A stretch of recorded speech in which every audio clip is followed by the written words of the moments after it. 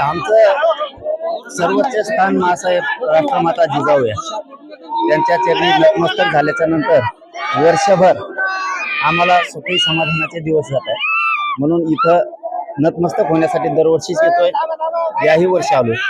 या जिजाऊ जयंतीच्या निमित्तानं महाराष्ट्रातल्या आणि देशभरातल्या सगळ्या बांधवांना खूप खूप मनापासून जयंतीच्या शुभेच्छा देतो। सरकारच्या सध्याच्या भूमिकेशी तुम्ही सहमत आहात का? कोणची भूमिका? सरकारचं काय चाललंय? काहीच मिळालं लागा ना। कोण कोणाचा उमेदवार आहे, कोण कोणाचा प्रचार करतो। आजच्या पवित्र दिवशी कशाला त्या घाणीचं नाव घ्यायचं? कार्यकर्त्यांना काय आवाहन करणार? शांतता। पण इथल्या विकास आराखड्याबद्दल काही काय मत व्यक्त करणार? ते तर होणं गरजेचंच आहे ना। गेल्या वेळेसच आपण सांगितलं होतं की तुम्ही करा, परंतु काय असतं, एखाद्याला जर जातीवादाची सवय लागली तर ते राष्ट्रमाता मासाहेब जिजाऊंच्या इतक्या पवित्र स्थानी सुद्धा विकास करत नाहीत। त्यांना दुसरीकडे पैसा द्यायला, व्यापाराला देण्यासाठी खूप भ्रष्टाचार केलेले लोक आहेत, त्यांना सोडायला चालतं। पण मासाहेब जिजाऊंच्या या पवित्र भूमीला त्यांना विकसित करणं चालत नाहीये। सरकारने आणखीन तरी शांतपणाची भूमिका घेऊन त्यांनी राष्ट्रमाता मासाहेब जिजाऊंच्या या पवित्र ठिकाणाचं विकास करणं गरजेचं आहे आणि त्यांनी करावा ही आमची त्यांना विनंती आहे। तुम्ही दिल्लीला जाणार आहे, दिल्लीला तुम्ही आंदोलन करणार आहे, काय तयारी सुरू आहे? नाही, आणखीन नाही, कारण की आपल्याकडचं वातावरण आणि तिकडचं वातावरण थोडं वेगळं आहे। त्याच्यामुळे अशी मिस्टेक व्हायला लागली की इकडे थंडी असली तर तिकडे ऊन असतंय, तिकडे ऊन असलं आपल्याकडे पाऊस असतोय। त्यामुळे आणखीन तारीख ठरवली नाही, पण दिल्लीला जाणार। देशातला सगळा मराठा एकत्र एकत्रीकरणाचा वारा सुरू आहे। ठाकरे म्हणते झाले भाऊ, झाले।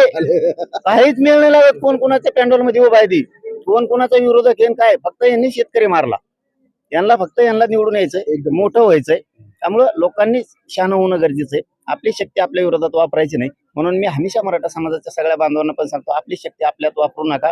कोणी आपल्यावर काय बोलत असलं तर त्याला बिनधास्त बोलून द्या, परंतु आपण उत्तर देऊ नका। त्याचं कारण असं की आपली शक्ती आपल्याला वायाला घालायची नाही। आणि मराठ्यांनी याच बरोबर एकही लक्षात ठेवलं पाहिजे, आरक्षणाला, आपल्या समाजाला विरोध कुणी केला त्याला आपलं मत जे असतं किंवा सहकार्य जे असतं ते करायचं नाही। चळवळीत कोण काम करतं याच्याकडे सुद्धा लक्ष ठेवलं पाहिजे। नसतं लोक हसतात नंतर। आपल्या माणसाला केलं पाहिजे। समाजाला विरोध करणारा, समाजाच्या लेकराच्या आरक्षण विरोधात करणाऱ्याला कधीही आपण सहकार्य केलं नाही पाहिजे। त्याची जागा त्याला दाखवली पाहिजे, या मताचं मी आहे आणि ते समाज करेल सुद्धा। महाविकास आघाडी आणि महायुतीमध्ये मराठीत महापौर होणार, पण मात्र मराठ्यांच्या ज्या खरंच मराठ्यालाच डावलं जातो, मग मराठी महापौर कशासाठी? नाही, आता ती काय, ती जत्रा आहे आणि त्या जत्रात त्यांना काय सुचत नाही। त्यामुळे काय कोणी झालं काय झालं तर आमच्यात काय परिवर्तन होणार आहे का? एखादा अधिकारी त्यांच्या लेकरा बाळांना केंद्रीय कॉलेज मिळणार आहे का? गोरगरीब मराठी आहेत, त्यांना शिक्षणात नोकरीत आरक्षण मिळणार आहे का? याचं उत्तर नाहीये। आमच्या गोरगरिबांना न्याय दिला जाणार, कर्जमाफी केली जाणार आहे का? याचं उत्तर नाहीये। त्यामुळे आपणच शहाणपणाच्या भूमिकेत यायचं। वेळ आली की मतदानातून दाखवून द्यायचं, यांना पाडत जायचं। मराठाच्या जीवावर राजकारण करतात काय? आता कुठं आम्ही आलो तर धोरणात होता, आम्ही कसं पाडीतो रप। पण एमपीएससीच्या विद्यार्थ्यांचं त्या संदर्भामध्ये काय?